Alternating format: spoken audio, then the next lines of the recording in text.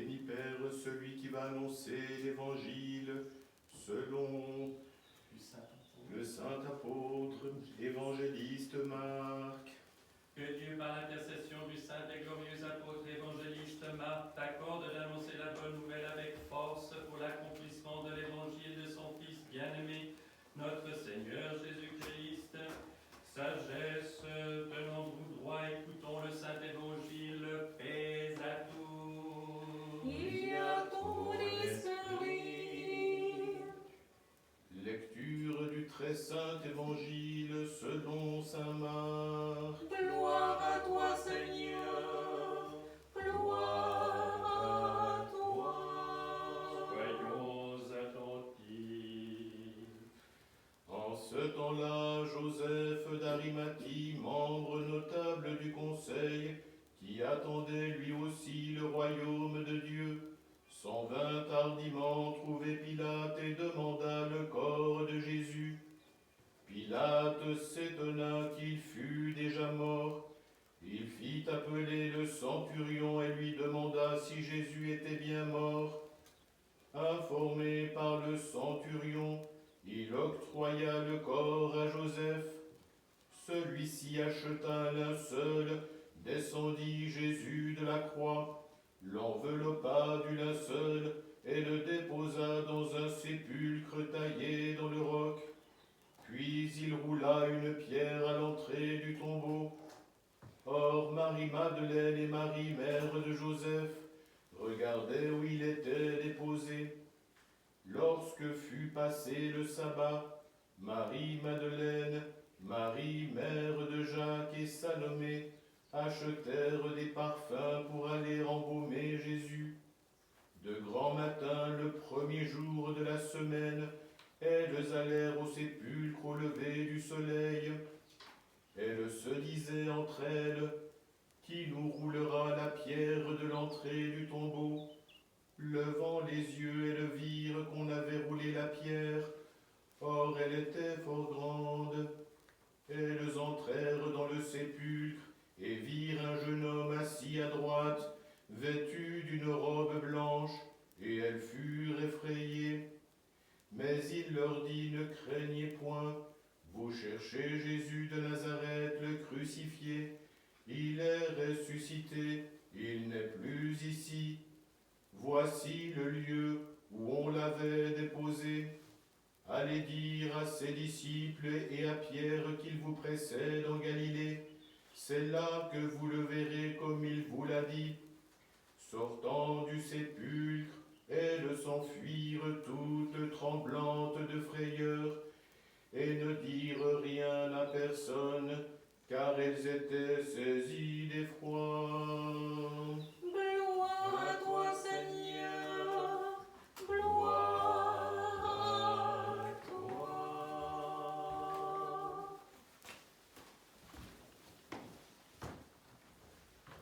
Paix à toi qui as lu la bonne nouvelle.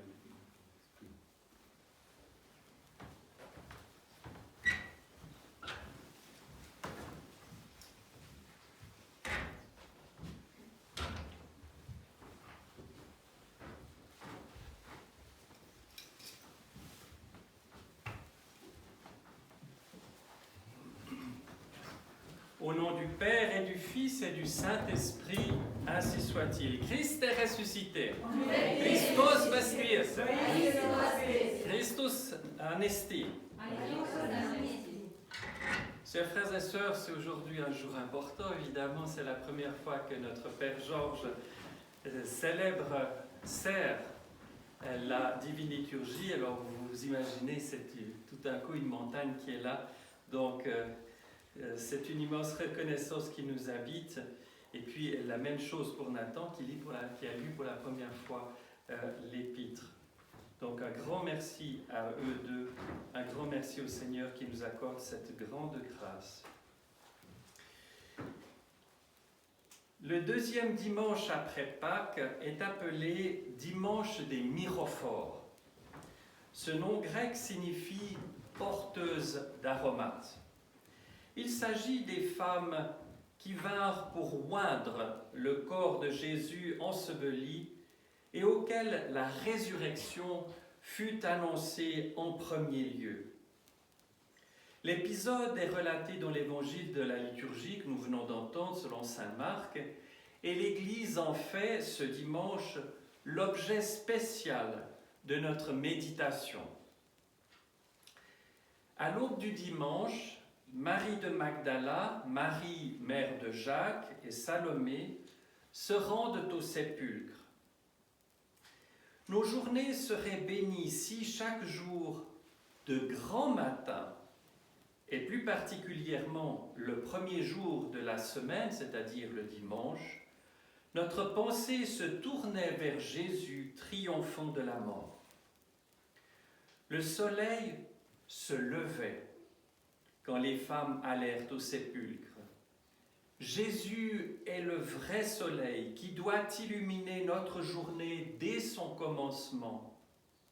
La journée entière devient autre quand elle débute avec Jésus. Les femmes ne savent comment elles parviendront jusqu'au corps du Christ. Qui nous roulera la pierre de l'entrée du tombeau? L'Évangile précise que cette pierre était fort grande. Beaucoup d'entre nous peuvent se poser la question que se posaient les femmes, car dans beaucoup d'âmes, Jésus semble être enseveli comme en un sépulcre. Il semble paralysé, immobilisé, même mort. Il est recouvert par une pierre pesante, la pierre du péché, de l'ignorance, de l'indifférence, la pierre de l'habitude mauvaise accumulée depuis des années. Nous voudrions peut-être enlever cette pierre et atteindre le Seigneur vivant, mais nous n'en avons pas la force. Qui nous roulera la pierre? L'entreprise des femmes ne paraît pas, humainement parlant, pouvoir réussir. Et cependant, elles se sont mises en route, sans savoir comment elles entreront dans le sépulcre. Elles marchent vers lui. De même, sans savoir comment sera ôté l'obstacle qui peut-être nous empêche d'avoir accès au Sauveur, ayons confiance. Faisons un premier mouvement. Levons-nous, mettons-nous en route. Marchons vers Jésus, que la lourde pierre sépare de nous. Que la foi et l'espérance nous guident. Les femmes ne vont pas au sépulcre les mains vides. Elles achetèrent des aromates pour aller oindre son corps.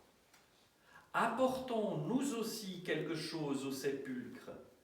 Même si nous sommes souillés par les plus grands péchés, apportons au sépulcre un commencement de bonne volonté, notre peu d'amour, un acte charitable envers d'autres, notre faible prière.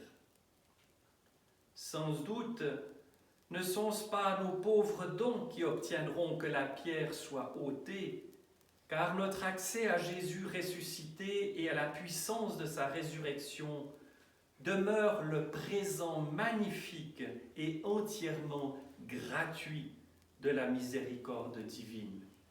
Rien ne dépend de nous sinon notre volonté d'aller vers lui. Mais le fait que nous nous acheminions pas vers le sépulcre avec des mains tout à fait vides montrera que notre cœur non plus n'est pas vide. Où sont les aromates avec lesquels nous voulons oindre le Seigneur Jésus? Et voici que le miracle s'est produit. Elles virent que la pierre avait été roulée.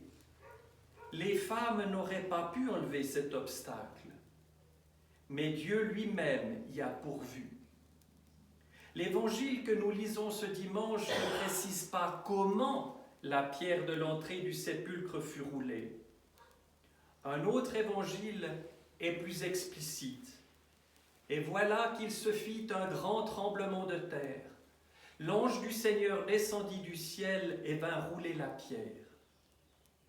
Ce verset est riche de sens. Quand l'ange du Seigneur vint ôter la pierre du sépulcre, il ne la roule pas doucement. Ce n'est pas une opération qui puisse s'accomplir sans effort, sans une commotion violente et profonde. Il y faut un tremblement de terre. De même, l'enlèvement de l'obstacle qui nous sépare de Jésus ne doit pas être conçu par nous comme un ajustement partiel. Il ne s'agit pas d'ôter ou de déplacer quelques pierrailles, de modifier quelques détails en laissant l'ensemble aussi inchangé que possible. Là encore, un tremblement de terre doit intervenir, c'est-à-dire que le changement doit être total, atteignant tous les aspects de notre être. La conversion est un tremblement de terre spirituel. L'ange vêtu de blanc, assis dans le sépulcre, dit aux femmes : « Jésus que vous cherchez est ressuscité, il n'est pas ici. Voici le lieu où on l'avait placé. » Non seulement Jésus ressuscité n'est plus dans le tombeau, mais toute tentative de l'imiter, de localiser, de circonscrire sa présence est vaine désormais. La piété humaine imagine parfois qu'elle peut lier la présence du Sauveur à certaines conditions ou circonstances, de temps, de lieu, d'action, ou à certaines formules intangibles. Mais Jésus-Christ nous est maintenant accessible en tout temps, en toutes circonstances. Il dépasse et fait éclater les cadres où certains chrétiens voudraient parfois l'enfermer, où on l'avait placé. On nous dira, il est ici ou il est là. Et il y est, quoique peut-être autrement que ne le pensent les fidèles qui l'adorent ici et là. Mais il est aussi ailleurs. Et nous pouvons partout découvrir sa présence. Ne cherchez point parmi les morts celui qui est vivant, comme dit un autre récit de la résurrection. L'ange dit encore aux femmes, allez dire à ses disciples et notamment à Pierre, qu'il vous précède en Galilée. Là vous le verrez comme il vous l'a dit. Que signifie ce rendez-vous en Galilée, plusieurs fois mentionné dans les évangiles? Jésus veut-il simplement soustraire ses disciples à la curiosité et à l'hostilité des Juifs? Veut-il, après des jours de troubles et d'angoisse, leur assurer un intervalle de tranquillité dans une atmosphère bien différente de celle de Jérusalem? Peut-être cela est-il. Peut-être aussi ne nous tromperions-nous pas en donnant aux paroles de Jésus une explication plus profonde. C'est en Galilée qu'avait lieu la première, l'inoubliable rencontre de la plupart des apôtres avec leur maître. C'est là qu'ils l'avaient tout d'abord entendu et suivi et qu'ils lui avaient donné leur cœur. Maintenant que leur foi a été soumise à la dure épreuve, où ils ont été trouvés déficients, il leur sera bon de se replonger dans l'ambiance galiléenne, d'y retrouver Jésus, d'y retrouver aussi la fraîcheur et la joie de la première rencontre et d'y renouveler leur acte de foi et d'obéissance. Cela est vrai de nous aussi. Il y a une Galilée dans la vie de la plupart d'entre nous. Nous pensons surtout à tous ceux que nous connaissons, qui ont vécu cela, à nous-mêmes peut-être. Une Galilée, c'est-à-dire un moment déjà peut-être lointain où nous avons rencontré Jésus personnellement et où pour la première fois nous l'avons écouté, nous avons essayé de le suivre. Beaucoup de péchés, d'oubli, de négligence nous ont peut-être par la suite séparés du Seigneur. À l'heure de la crise décisive, nous avons, comme les apôtres, peut-être abandonné le Maître. À nous aussi, Jésus ressuscité fixe un rendez-vous en Galilée.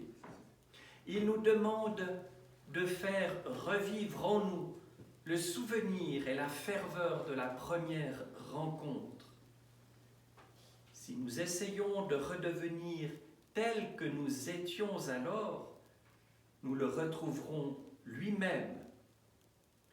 Ne disons pas « c'est trop difficile », car il nous préparera la route. Il vous précède en Galilée. Invisible et présent, il marche devant nous vers cette Galilée de l'âme. Si nous le suivons, chaque pas nous deviendra plus facile et un moment viendra où, sinon par les yeux du corps, du moins par les yeux de la foi et de l'amour, nous atteindrons une certitude inébranlable de sa présence. Là, vous le verrez. À la place d'épîtres, nous continuons à la liturgie la lecture du livre des Actes. Nous lisons aujourd'hui le récit de l'institution des 7 premiers diacres. Ils sont choisis pour assurer le service quotidien, la distribution des secours matériels et pour permettre aux apôtres de se donner à la prière et au service de la parole.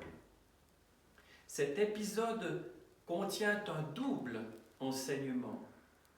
D'une part, il est nécessaire que le service des tables soit régulièrement organisé dans la communauté chrétienne. Une Église qui ignorerait les besoins matériels des hommes et qui ne s'efforcerait pas d'être secourable ne peut pas être l'authentique Église de Jésus-Christ. D'autre part, l'Évangile ne se réduit pas à la philanthropie. L'apostolat ne doit pas devenir une simple assistance sociale. Il ne sied pas que nous délaissions la parole de Dieu pour servir aux tables. De notre condition humaine, nous ne pouvons échapper à cette division du travail. Tel sera appelé à la contemplation, tel autre à l'apostolat, tel autre aux œuvres de miséricorde. Un seul est à la fois capable de multiplier les pains et de prêcher sur la montagne, de laver les pieds des convives et de leur adresser le discours après la scène. Et celui-là seul, infiniment au-dessus de tous les apôtres et de tous les diacres, est la perfection et la plénitude de l'Église. Aux heures où nous ne savons comment concilier les exigences des œuvres extérieures et celles de la parole divine, soit écoutées, soit annoncées, lui seul, si nous le consultons, nous indiquera dans quelle juste proportion il nous faut joindre l'obéissance de Marthe et celle de Marie. Au nom du Père et du Fils et du Saint-Esprit, ainsi soit-il.